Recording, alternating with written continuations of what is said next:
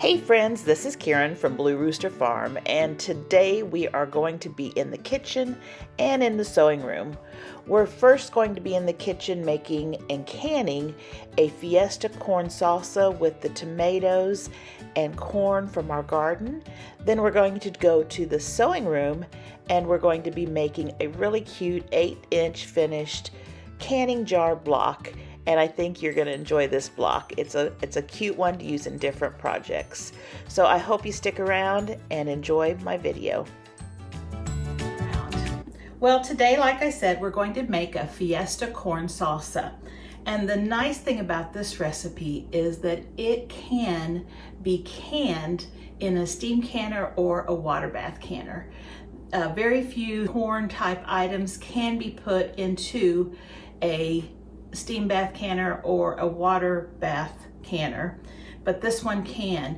And the reason is it does have plenty of vinegar. So it's almost a corn relish, but we've got lots of tomatoes and we've got the Mexican seasoning in it. So I'm hoping that it's going to be as good as it sounds. I have not made this one before. In fact, I just found it and I thought, oh, that would be a perfect one to make because I do prefer steam canning over pressure canning. It just doesn't take as long. So we're going to do this today. Now, this is a safe and tested recipe. It is from Bernardin, and I think I'm saying that right. If I'm not, I apologize. But it is a company that is, I think, a sister company of Ball, and they are Canadian based, whereas Ball is in the United States, Bernardin is in Canada. And they have a website just like Ball, and they share their tested recipes there. And they also have books that have other recipes in them, but I will put the link for this recipe in the description box below so you can go there to find it and be verified that it is a safe and tested recipe. Now, if you want black beans added to your salsa, you'll just have to add the black beans after you open your jar and when you're serving, which that's no problem to do. In fact, I usually can all of the beans, and so if I need a can of black beans, I just open a jar and I'll add it to it. So that would be perfect.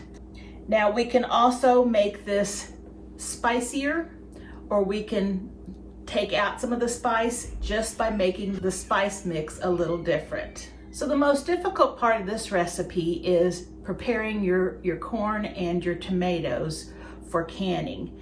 For this recipe, it says to blanch your cobs for 1 minute and then take the corn off the cob.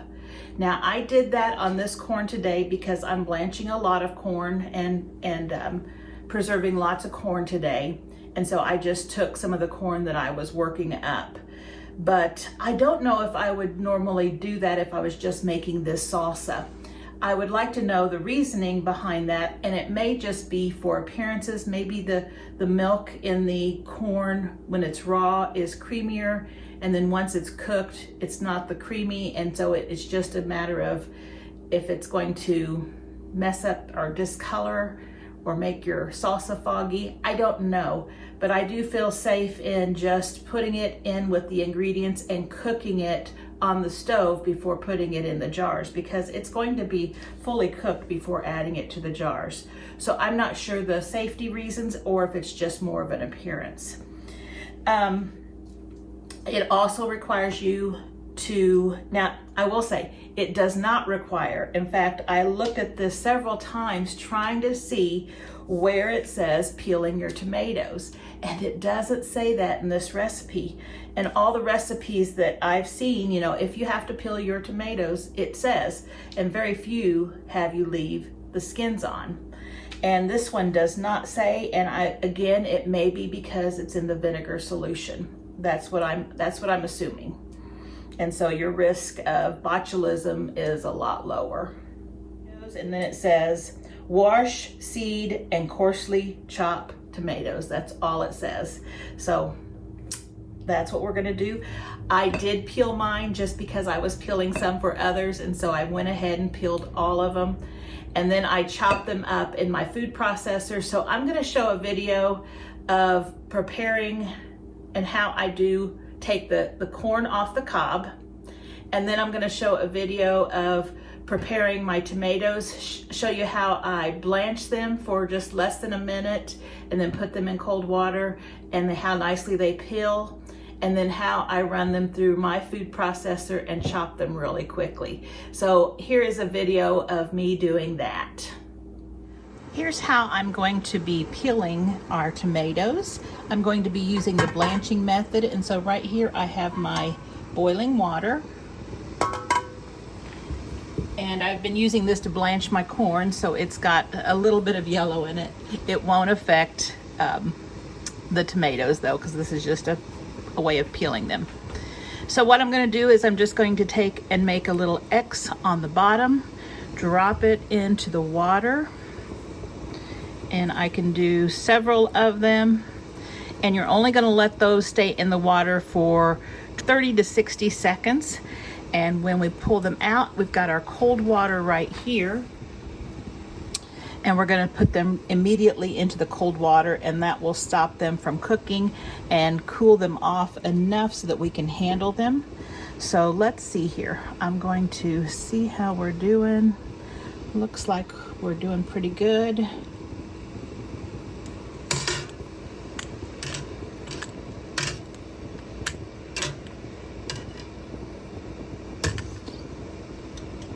And when you kind of see that skin, like this one right here is splitting, so we know that's ready, and these should be ready too.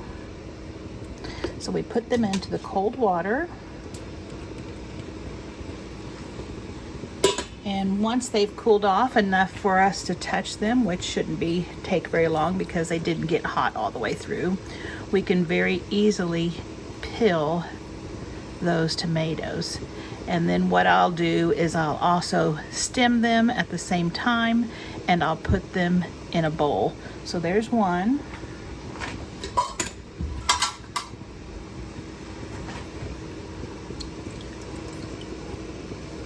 And there's another one. Just remember, don't overcook them. They'll get too squishy and they will be harder to handle. So there's how you can peel a tomato. All right, I just wanted to show you this handy dandy food processor. And there's a lot of models, and I believe it's KitchenAid that makes most of them, that have this chopper attachment to it. And so this model that I'm using is an older model, and they don't make it anymore, but it's really a handy feature. So you just put that grid, that chopper grid, on the top, put your lid on, and then turn your food processor on. And then when you drop any kind of food item in there, it just quickly chops it. And it's just so fast and easy. Whenever I process a lot of tomatoes or onions and I want them nicely cubed, this works so well. And so we'll see what it looks like here. And you're going to see that these are in nice little cubes. So it's a very neat product. Now, when I do my corn, I usually get like a bundt pan or something, and I take my corn cob and I set it on the top, and then I use an electric knife, and this one is actually a fishing fillet knife, and I like it actually better because it has serrated edges on the knife, and you can just run it down the corn and it just cuts right off, and all the kernels fall right into that bundt pan, and it just keeps everything nice and neat. Now, of course, you can use a electric knife for carving too. They work just fine as well. And if you just have a regular knife, just make sure it's sharp, and it works great too. The bundt pan is great at catching all of those kernels. Now, as you see, that food processor made it really simple. They do have other types of choppers. If you and I used to use one all the time, where you open it up and you slam it, and it's got the grid on there, and it chops them up real nicely. And that's what I would have used before, but now that I have that food processor, I Really like that feature. And there are other food processors that have that feature. I don't know what models do. Now the other ingredient in this salsa is Fiesta salsa mix, which Bernardin had apparently made. And I would say it's something like a Mrs. Wages salsa mix, but I had seen things out there that they were no longer making that, and I'm not sure why. It might just have been not selling as well as they wanted it to. But I did have a recipe for my own salsa mix that I think will be very similar to it. And basically it's just spices. So the way they're seasoning it up is using this bag of Fiesta salsa mix, but I have a recipe and I'm going to share that with you right here. Here is how you make this salsa mix. I'm going to make a salsa seasoning mix that I'm going to use for canning. In a canning recipe, you can season things however you want with dry seasonings, and it does not change the safety of the recipe. So I'm going to mix up a salsa seasoning mix that I can add to salsas or taco sauces or any kind of Mexican item that I'm canning to give it a really good flavor. And I found this recipe several years ago, and I do not have the link or who or where I got it from, but if I did, I would like to share that, and then I'd just share the link with you. But here is how I make it, and I probably have changed things up a little bit too over the years. So we have cilantro, and I grow it, but I always freeze mine because it has much better flavor frozen. When it dries, it seems to lose its flavor. So I purchased this cilantro, and it was $2.16 at our local Mennonite store, and so it's a good deal. And so we're going to need a 1/4 cup of dried cilantro. So let's just, and sometimes I do heaping measurements. And we need a 1/4 cup of onion flakes.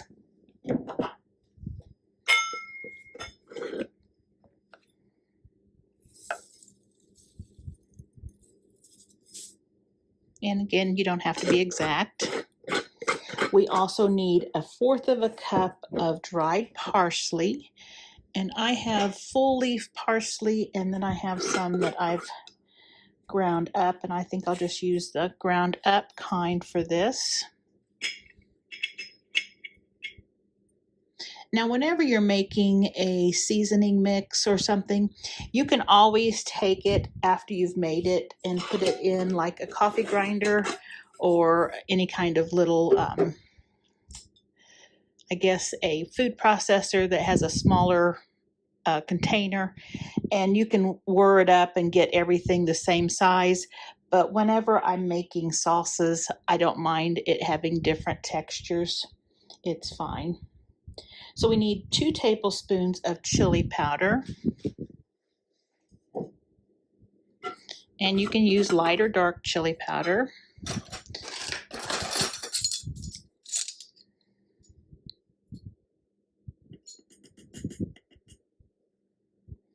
And I said 2 tablespoons. There's 1 tablespoon. And there's 2.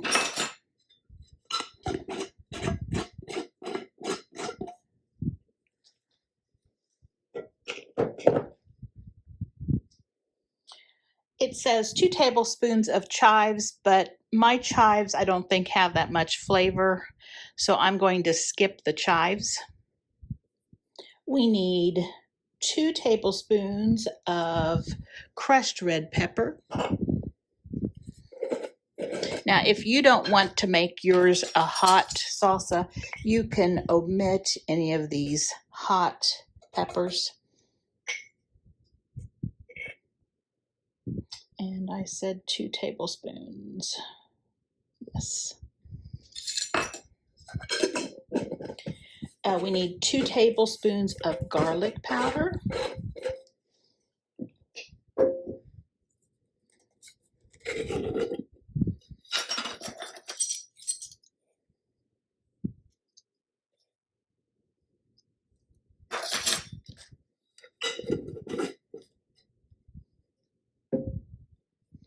2 tablespoons of onion powder. And I'm actually, instead of using garlic powder and onion powder, I am just using onion and garlic granulated. So it's not smooth, it's a little chunkier, but it's good. Those little substitutions like that are fine. These are what I always use instead of the powder. A tablespoon of cumin.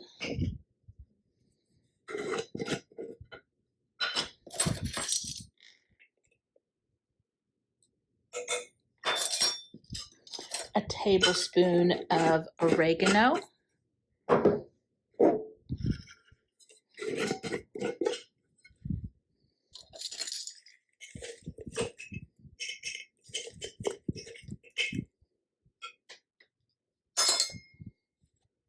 A tablespoon of salt. And since we are going to be using this for canning, I am using canning salt. It will keep your product from becoming cloudy. And you could leave the salt out if you wanted to and just add salt to the recipe. A tablespoon of pepper. And I am using kind of a coarse pepper. 2 teaspoons of paprika, and I decided to use smoked paprika because I think that would give salsa a really good flavor. You could use whichever one you want. 2 teaspoons.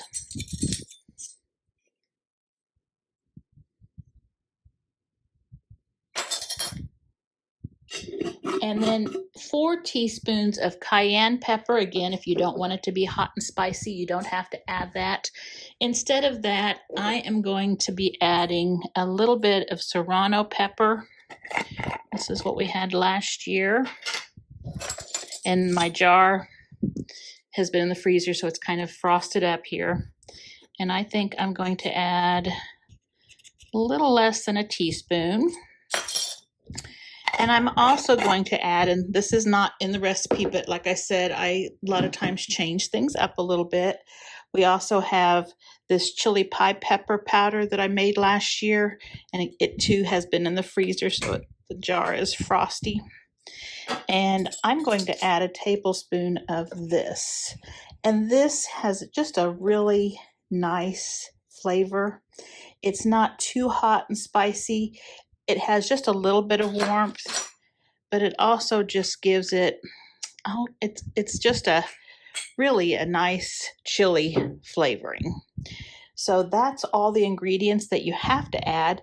You could add a little bit of sugar if you'd like, but I'm going to leave it out of this, and we'll just stir this together. So let's just mix it to evenly distribute. And this is supposed to make about 2 cups of your salsa seasoning mix. And for a recipe, and let me see, you could probably substitute this for like Mrs. Wages. It's not the same exact stuff or anything, but depending on how much seasoning and flavor you want, you can add, I would say up to a cup, and it all depends on the size your recipe is. If I'm making a big batch, like a big pot full, it's really easy to put a whole cup in. But what I would do is, if you're making salsa, I would put some in, taste it. If you need more, add some more. But start off with a little, because you can always add more, but you can't take any out. And so we can put this in a jar. And like I said, it's about 2 cups. Let's see if this will hold all of it. Oh yeah, perfect. And that smells really good.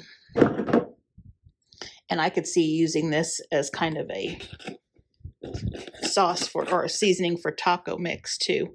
But there we have our jar for our salsa seasoning mix. So I hope you get a chance to make some.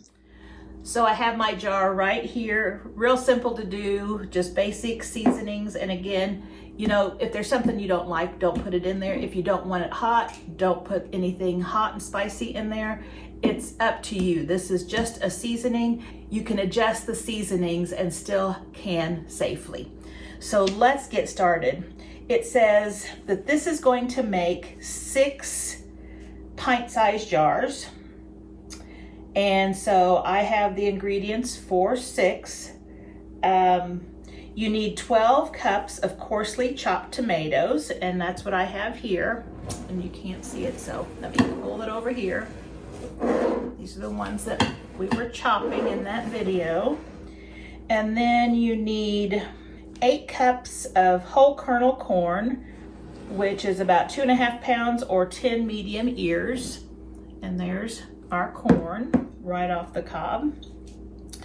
1 cup of Fiesta salsa mix, so I'll measure out a cup. And actually I'll probably add a little less, and I'll test it and taste it.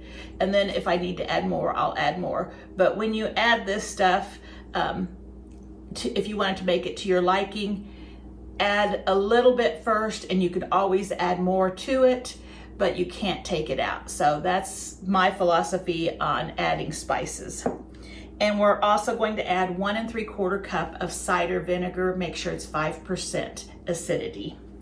So what I'm going to do is bring you over to the stove, and we're going to mix this up, and I'll show you how fast it goes together now that we have all the prep work done. So all we need to do is add 1 3/4 cup of apple cider vinegar, 5% acidity. Then we're going to take our seasoning mix that we just made, and I'm going to start with 1/2 cup. Actually, this is 1/3 cup. I'll just start with 1/3 cup, I guess, because I can always add more. And I'm not sure if this is the exact same thing as the Bernardin Fiesta salsa mix, but we'll see how it tastes. And we're going to mix that in. And then we're going to go ahead and add our tomatoes.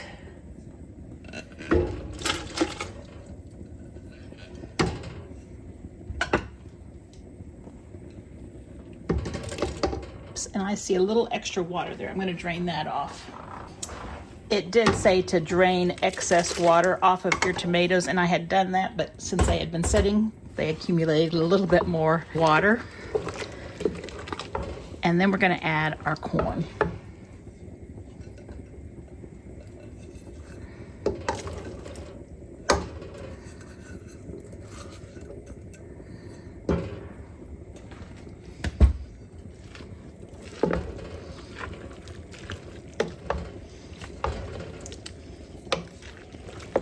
All we need to do with this is to get it up to fully heated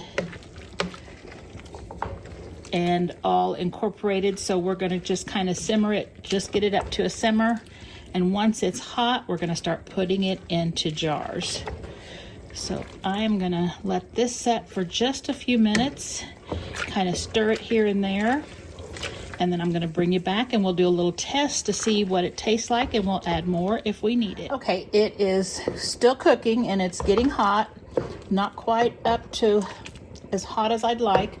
I did taste it. It does need more. And I'm going to give my jar a good shaking so I make sure I distribute it well, because sometimes those lighter leaf type herbs end up on top and the other seasonings end up on the bottom. And I'm not going to use this whole 1/3 cup. I'm just kind of mixing it, but I think I'll add about 1/4 cup more. Now I think I'm going to end up having to add some salt to it since I don't think I'm going to use a whole cup of this. It does have a pretty good kick. You know, I can start, it's not strong yet, but I can tell that if I add a whole cup, it will have a good kick because I did use the full strength peppers. And let me give this a taste.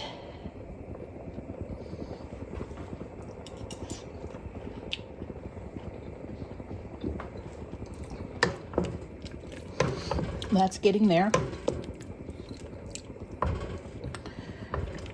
I think I'm going to add another 1/4 of a cup.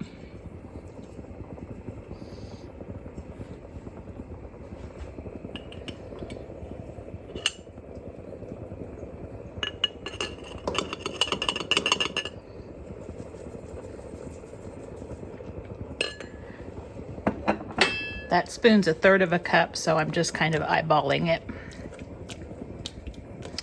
And you know, I think I'm gonna also add some of my taco seasoning. I think that has a little more chili powder, cumin taste to it that I think I'd like to have in this. And so you don't have to do this, but my taco seasoning doesn't have anything but spices. If it's a packaged taco seasoning, don't use it. It probably has thickeners or something in there that keeps it shelf stable. This is just herbs and things that I have blended together.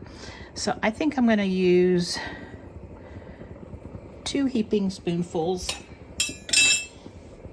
And I think that will even give it a little rich color. If you want that recipe for the taco seasoning, I have it, and I'll put the link to the video in the description box below. Also on my Facebook page, you can just search taco seasoning and the recipe will pop up. Okay, now I'm going to give it a taste. Let me get another spoon here. Let's taste it again.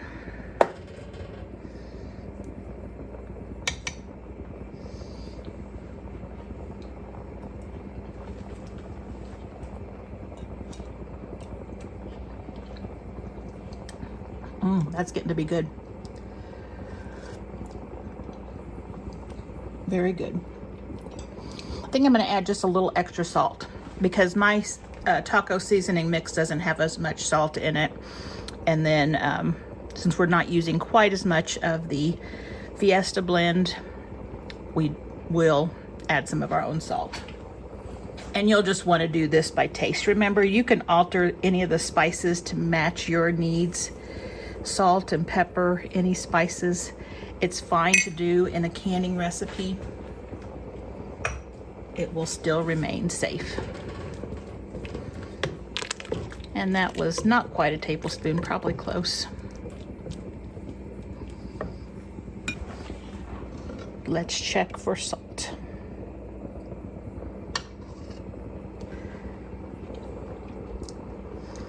That's good.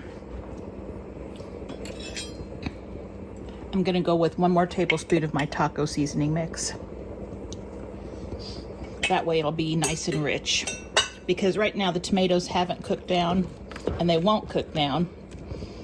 But having that liquid nice and rich will help everything else taste nice.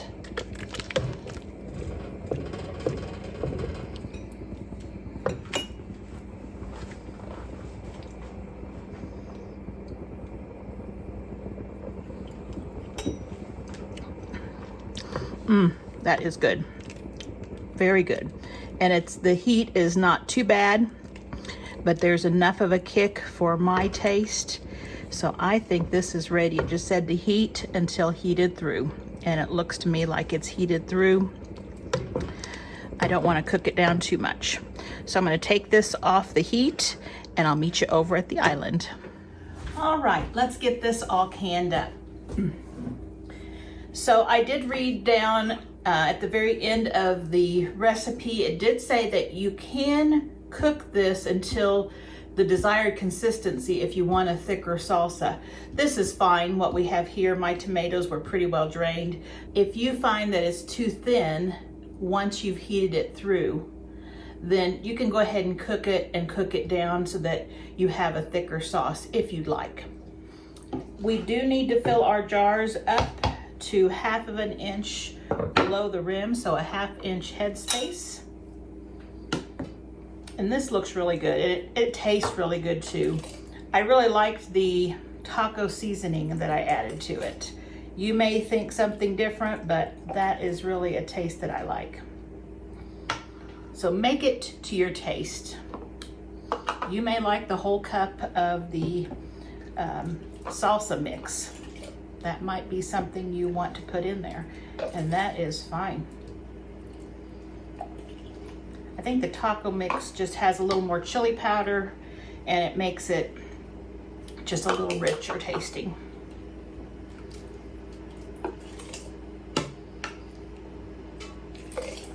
And I did start my steam canner. I will be steam canning this.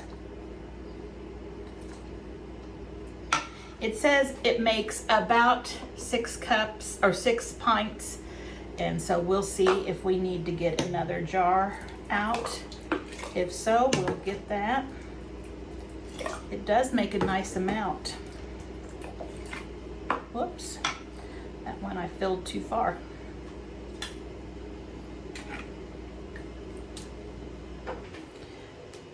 Usually I fill them and then I go back and adjust to 1/2 inch because I will debubble this. Even though it's fairly liquidy, I will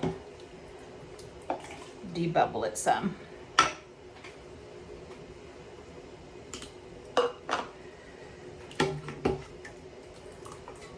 Now, you can't safely, you can, but you can't safely make this into a quart size jar. If you do, you don't really officially know how long it needs to make sure that heat is fully incorporated. Just by doubling the time, it doesn't guarantee that. So I would say you can go smaller, but you can't go larger. So don't think that putting it in a quart-sized jar, it's going to be a safe recipe. It's no longer considered safe, but if you feel safe doing that, that's fine. So I'm gonna get another jar and fill that up. Okay. That's 7. I don't think I have quite enough to make another one, so we're just gonna keep this, what's left, and enjoy it. So now let's debubble, and then I will make sure they are at 1/2 inch headspace.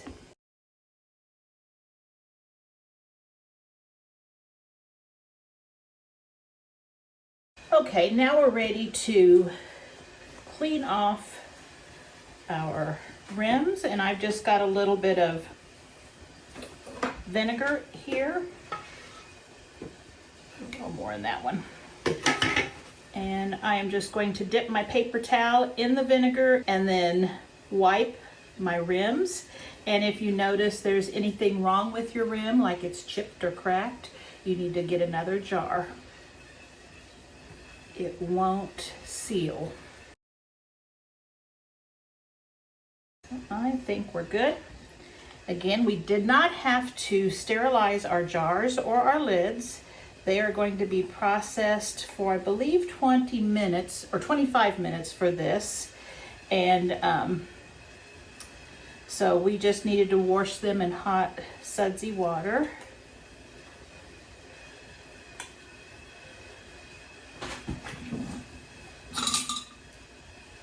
And then make sure your rims are on fingertip tight.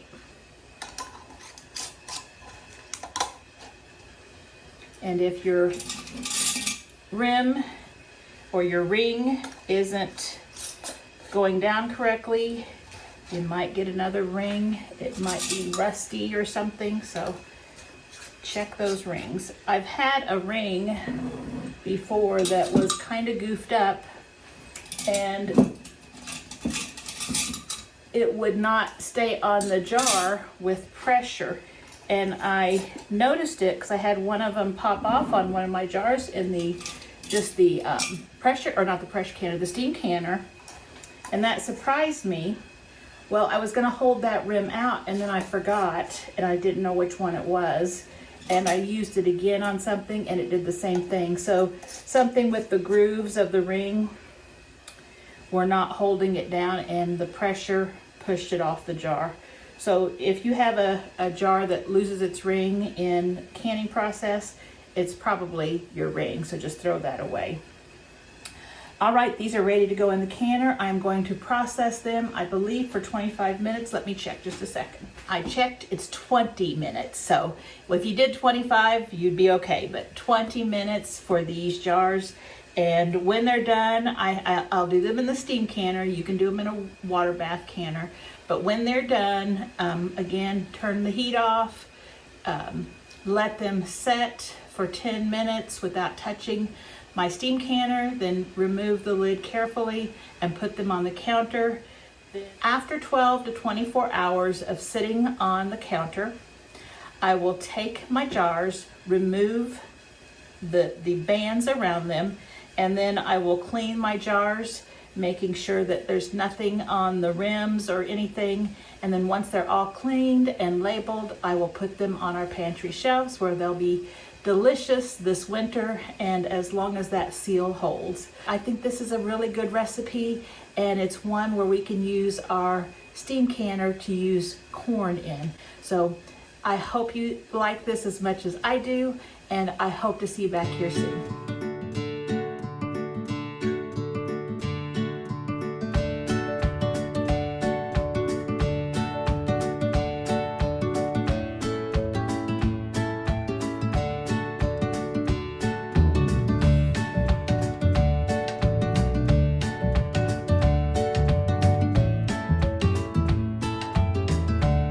I have a really fun block for you today, and this is called the Canning Jar Quilt Block, and it is an 8-inch finished block. So when we finish cutting it out and putting it all together today, it will measure 8.5 inches, but once it's placed into a quilt or some project, it will be 8 inches. So this one is perfect for this time of year because we all know that garden season is finishing up. All the produce in the garden is ripening, and we're bringing it into our homes to preserve for the fall and the winter and to enjoy year round. And so this is what the block looks like. I put a little bonnet on top, a jar bonnet on top, and I think it looks really cute. So let's take a look here. Oh, and also, I'm also sharing with you these letter tiles, and actually they print off a little darker. I do suggest that you print them in your best printing if you're keeping them, and it does that the color is more vibrant. But these little tiles right here are little jars with, of course, jar bonnets on them. And these are used for labeling our cuts. And so I've got mine laid out right here. If you'd like to have this, you can go to my description box below and you will find a little link for this, and all you need to do is click on the link and it will pop up and you can print it, download it, whatever you want to do with it. I always laminate mine. I put them on cardstock and then laminate them, and then they last forever. If you just want to print them out just for this project and then once you use them throw them away, that's fine too. But this is free in the description box. If you do not have a PDF reader, you need to make sure that you have something on your, whatever you're using, your device, your phone, your iPad, your computer, that will read a PDF. And a lot of these, Adobe's a free app, and it's also a free download for your computer. That they will come up perfectly. In fact, that's what this is in right now. It's on my Adobe. And then also, if you have Google Drive, you can get, these should pop up too, because this is where I keep all of this stuff. So it should pop up for you there. But if you don't have that, it may pop up and not be anything there. So you do have to have a way of reading PDFs on your device. Now, not only is this in the description box, but the cutting directions will be in the description box too. And so on the cutting directions, it's 2 pages. I always give you the cutting directions and then a diagram to see what those pieces look like when they're put together. And I label them with letters so that these right here work perfectly. I do not write out the directions on piecing it and all of that, so you'll need to watch the video to get those directions. I just don't have time to write all that out, and I usually am making these for myself, and I just think, well, if somebody else wants this little pattern, I will do this. This is enough work right here, and share it. So because I've been in my kitchen canning a lot, I thought this was the perfect block to make today. And I just designed it, and we're ready to put it together. So I've got all my fabric pieces cut out already, and you don't need much fabric for each of these fabrics. You'll just need 4 different fabrics, 1 for the jar bonnet. Let me do the color page over here. 1 for the jar bonnet, 1 for this little strip that goes across the jar bonnet, a color for your jars, and a background. So there's just 4 fabrics that you're going to need. I do want to tell you that there are some small pieces that are going to be those corners that we do the stitch and flip on, and they're 3/4 of an inch big. And so knowing that there's some small pieces, but before you cut your fabric, I suggest that you starch it, and starch it pretty heavy, because when we go and put these little corners onto our fabric, we want them to be nice and straight, and we don't want them stretching and getting all wonky, and it will make it so much easier to sew. So if you have starch, I suggest you spray the starch on them. Or now remember, you have to do the fabric first, and then after it's starched, cut it out. If you starch after your pieces are cut out, there is going to be shrinkage, and your pieces will not be able to go together as nicely. So always starch before you do your cutting. So I've got all my pieces cut out right here and laid out nicely.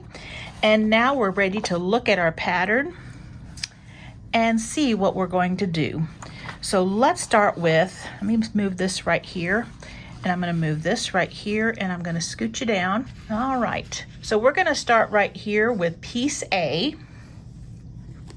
That's the top part of our jar bonnet, and we're going to take piece D right here, and we are going to stitch those 2 together. So what I'm going to do is put right sides together and sew 1/4 of an inch away from that edge. If you need to put pins in, be sure you do that. Okay, and I just finger press that to one direction or the other. It doesn't matter at this point. So now what we need to do is we need to round these corners, and we're going to put little squares right there, and those are piece eyes. And these are our little 3/4 inch squares. So we're going to put them right side together and right on that corner. Make sure you don't see any of that fabric peeking out around the edges. And the same thing over here. Just like that. Then you can take a straight edge. Now these are very small, so it's sometimes easy to eyeball them, but if you haven't been sewing very long, I really suggest that you go ahead and draw your line. Make sure you go from point to point, and you want to be accurate on these little pieces. Now I have the seam tape on my machine, and I can very easily just use that seam tape, but I'm going to show you because some of you won't have that. So I've got my lines drawn just like that. Now, if you are new to sewing, or you are not sure of keeping these on, you can very easily take a little bit of Elmer's glue stick and you can put a little dab right here in this corner and a little dab right underneath this corner, or you can use a pin. I'm just going to do it like this, and I usually use a little stiletto to help hold it while I push it under my presser foot. Now, if you've seen some of my other videos where I'm piecing blocks together, you will know that one of the methods I use when doing cornering or these snowballing of corners on one piece, I will just start at one end, go across, pick up my presser foot, pull the string a little bit, and come back over here and then finish. And then just like you saw me do, cut the thread then. It saves a lot of time. Now what we need to do is we need to push these back and see that they are covering the fabric behind them and they look good.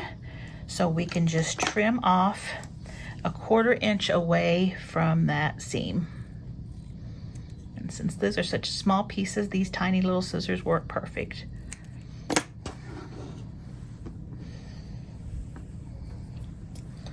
All right. So now we've got this. Let me give this a quick press. Okay, now we have this top part of our jar, the band. It is all together right there. So I'm going to set that right here, and we're going to start working on this ruffle here, and we need all of the 4 B squares and the C square, and then the little tiny F squares. If I didn't say already, this fabric is Julia, and it is by Crystal Manning of Moda.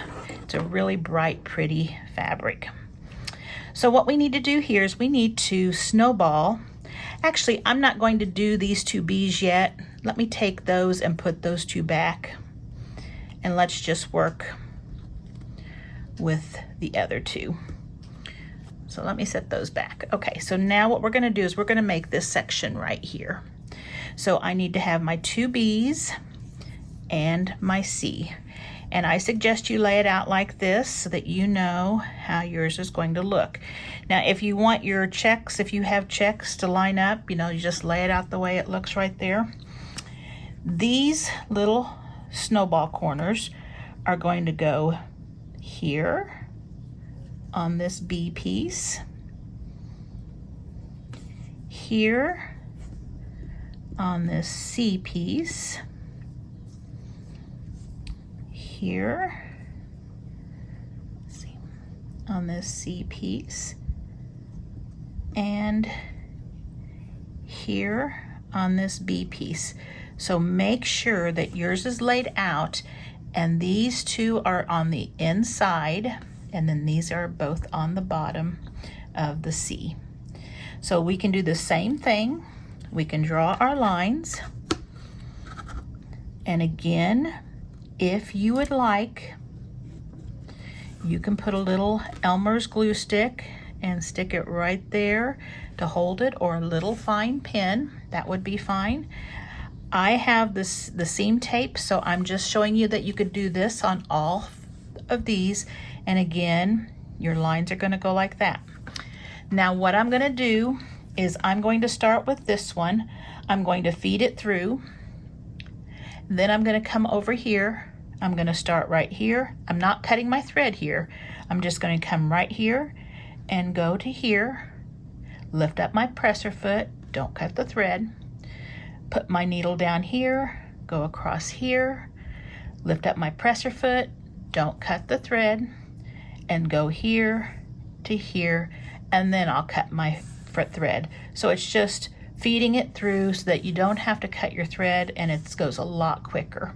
Just make sure you keep those corners right in the exact spot. These are really small pieces, and when we're working with small pieces, when you get a little bit off, it makes kind of the whole block off. So be real careful and take your time. You don't have to stitch really fast on that. Just take your time.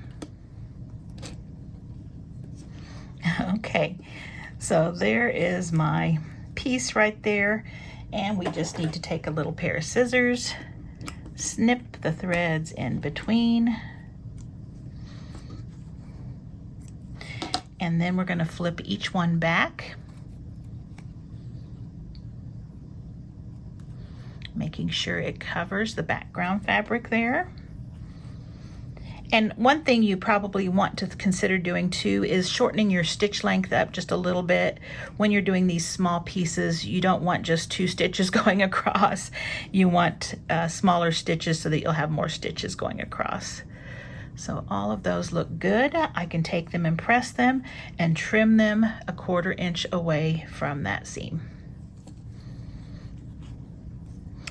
Okay. I just remembered, and I'm going to have to change this. I press on this one. Go ahead and press toward the blue on these 2 outside ones, and I need to go back and repress this one. We're going to press this one toward the red, which is the bonnet.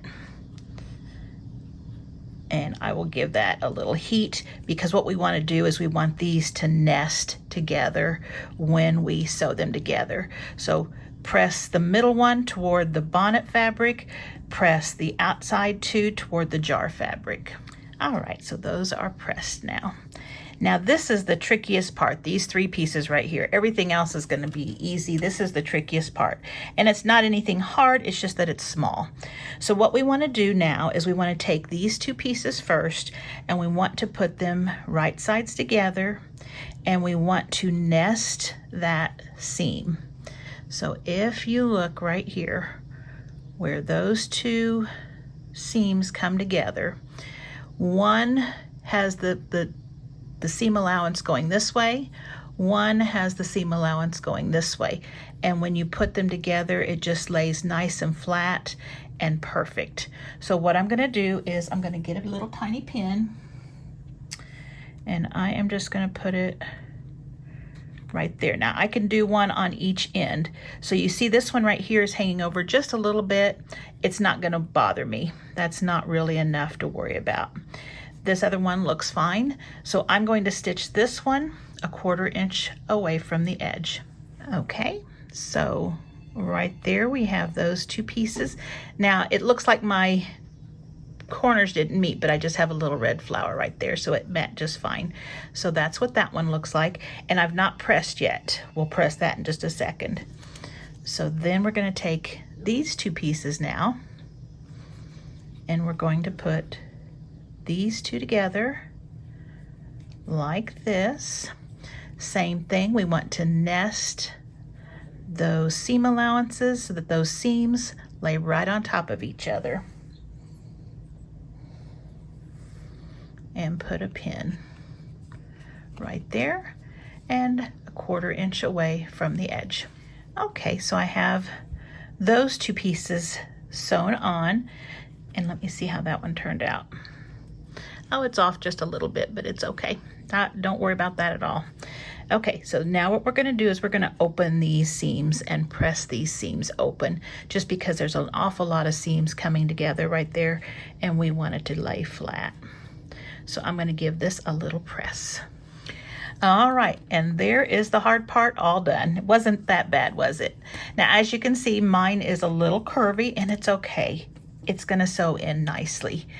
This piece right here hangs over just a little bit, but that's okay. It'll get caught into that 1/4 inch seam. So here is how this is going to go. And I usually use a scant 1/4 inch, and you can tell here because I have 3 seams, and because I used a scant, I have just a tiny bit of overhang here and a tiny bit of overhang here, but that's okay because we can work that in. We're just going to put a pin. Again, I put those right sides together. We are going to put a pin right here, and we're going to put a pin down here. Now you can see that's how much was hanging over, but we're going to disperse it all through this long stretch, and we won't even notice it. So this is the loose side. This is going to be toward my feed dogs. And I'm going to go right along this one right here, 1/4 inch away. And as I do it, I'll just kind of go slow. It will slowly take in that loose fabric, and it should lay flat. Okay, there I sewed that on, and there are no pleats or anything. and it just sewed nice and flat. So let's see, I think I will press that probably just straight up because it looks like there's just enough room in there for that seam. Okay, and there we have this part right here. Now, let's go ahead and move down here and let's just set the top aside. This right here, we're going to get E, which is the jar, and we're also going to get K, which would be 2 little squares, and I think these are 1-inch squares, and they're a little bit bigger. And we're going to do the same thing to the bottom. And if you have directional fabric, make sure that you're looking at it carefully. Mine's directional, so I need to make sure I have those at the bottom. And again, if you don't have the seam tape on your sewing machine bed, just draw your lines, just like that. And I am going to go and sew here, lift up my presser foot, come over here, and finish sewing. And let's just cut our threads, just like that. Check to make sure they go back, and they do.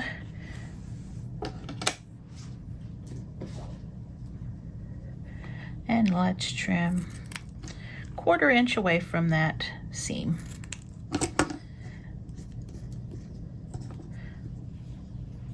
Okay, and I'm going to take this and give it a press. Okay, and so I've got my snowballed corners right down here. Now we're going to add our J's. There's a J on both sides. And now we get to work with some large pieces. This is very easy here.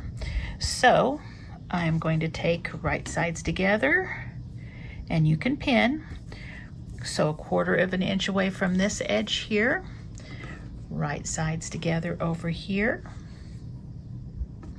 1/4 inch away from this edge, and then I'll bring you back. And there we have our piece. And I'm just going to probably press these toward the jar. There's not going to be any seam intersections or anything, but I think if I just press it that way, they're going toward the dark. So I'll do that. Okay, I've got those all pressed just like that. Now let's add our piece G to the bottom. So here it is. We're going to put it right sides together just like that, and you can pin it. And since this is quite long, I'll go ahead and put a pin at the beginning and at the end. And remember, if your ends don't match up perfectly, go ahead and match them up. Mine's got just a tiny bit of a hangover there. Go ahead and match them up. Whichever is the looser side, mine's pretty much the same. If you have a looser side, put that toward your feed dogs. And let's just sew 1/4 inch away from that edge right there. And that's sewn on, and I pressed toward the outside edge there. That way there wasn't any seams and it would lay the flattest, just like that. Okay, so now let's set this aside again, and let's come back up here. Now let's take H and H and B and B, and we're gonna make the sides of this block. Okay, so here are our H's, and we want them to go long ways horizontally like this. And we are going to put the B squares at the bottom and to the center. So when you have them laid out like this, just kind of like we have on our pattern, just like that, be sure you have them in the right corner, okay? Then again, if you need to draw your lines, we are just going to do a diagonal stitch across there and a diagonal stitch. Let's just get that line and then we'll square it up. Whoops, to there. I'm gonna do it this way. Okay, so here's what we have. And I'm going to take it to my sewing machine, and again, you can put your pins in it here. These are bigger, so it's easier to put a pin in, but make sure they stay nice and even with those edges. And I'm just going to stitch here, then pick up this one and go here. Okay, let's take those, cut them apart, check and see. That looks pretty good.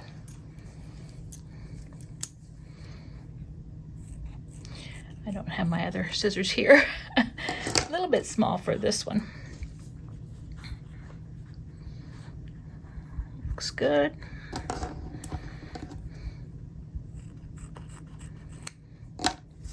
And I'm going to give those a press. So I just pressed those toward the snowballed corner. So that's what we have. Now if we bring this back over here, and here's our pattern, this is going to go here, and this is going to go here. Now when you lay this out, you might be thinking right here, you know, this isn't lining up, it's not, doesn't look right. This is going to be taken in with your seam allowance, so don't worry about it. Same thing here. It doesn't look right because this band should go all the way to the edge, but it's going to be taken into your 1/4 inch seam allowance. So all you want to do is you want to put your right sides together. Let's just do this one here. And there are no matching seams, so you don't have to worry. It looks like there is a little bit of one here. There's going to be an intersection. And all I do is I make my blocks behave, and I match corner, and I match corner here too. Okay. Then I'm going to sew a 1/4 inch away, and then I'm going to do the same thing on this one. Right sides together, and again, just make sure your edges and your corners are matched up. Okay, so I'm bringing it back because I'm going to show you how this looks first of all. There's how it should go. This should go right to that point. Now, if it's not perfect, don't worry about it. No one's going to notice. But if you look at this piece right here is a little bit shorter than this piece. And again, it's just from my scant 1/4 inch seam, and probably, you know, not perfect cutting. Yours is probably going to do the same thing. But what we want to do is we want to match up those corners. So match up that corner. And then this, even though it's hanging over, we're matching it up.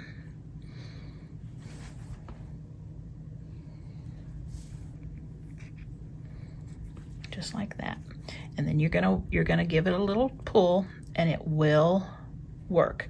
As I sew, I'm going to put my looser end down on my feed dogs, and that should take it up. Let's cross our fingers. And it worked. It found its spot just right there. So those look good. So I'm going to press, I think I'll press toward the background fabric. Now what we have is this. We still need our very top piece, and that's another G. So let's put this one on next, right sides together, and I do go ahead and pin on these long strips, just so that my feed dogs don't pull the one on the bottom and end up making it too short. And you can put one in the middle if you need to. So I'm going to go ahead and sew a 1/4 inch away from that edge. And there it is, and I went ahead and pressed toward, I just pressed it up toward the strip right here. So now we just have 2 pieces left, and we get to put them together.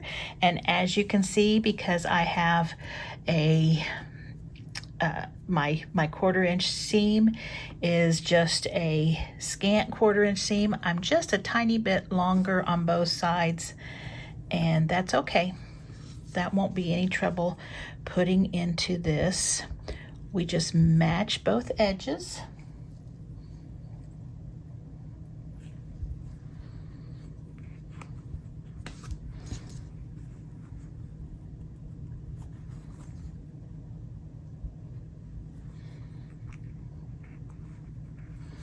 And you can also match the middle if you'd like.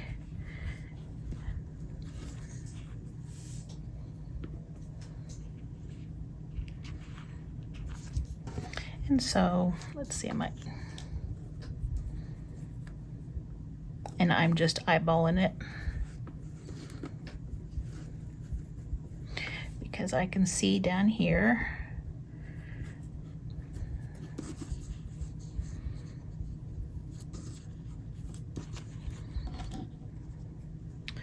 Right there. So now when I go to my sewing machine, since this piece right here is a little looser, it's going to go toward my feed dogs, and I'm going to sew 1/4 inch away from this edge. And there we have it. I pressed the seam down toward the jar. That was the best way for it to go, and keeping it flat. And there we have it, and I think it looks awfully cute. Now, if you want to square this up, it's really easy to do. You can take an 8.5 inch ruler, or you can take a larger ruler and square it up. So what I do is I just have this 12.5 inch ruler. I probably need to get one that's about 9 because sometimes this is too big. And I am just going to lay it here, and I'm looking to see, so there's 8.5 there, and so we're pretty good there, but I have a little bump out right here, and then it goes down. I have a little bump out right here, and then it's good. So I am just going to get just a tiny bit of edge off there just to make it look nice and square. So I square here, and there's just a very little piece there. So you can see I'm hardly taking any off. And then I take this corner, and it goes all the way across to the opposite side. And now I've got straight edges, so I can go 8.5, 8.5, 8.5. And anything hanging over, make sure I got it here. My eyes are not as good as they used to be. And I can just now take those little tiny scraps off. There it is right there. So there we have our 8-inch finished canning jar block. It's right now 8.5 inches, ready to be put into a project. So I hope you get a chance to make this block. I think it's really cute. I think it would be cute with fabrics that have different foods in them. That would make it really cute too. And I hope you get a chance to get into your sewing room a little bit. I know now that it's summertime, it's hard to do that, but before too long, we're going to have cooler days and we will be able to sew more, but I sure will miss summer. So if you enjoyed this video, please consider subscribing. I would really appreciate that. Also, don't forget to like and share, and I hope to see you back here soon. Bye-bye.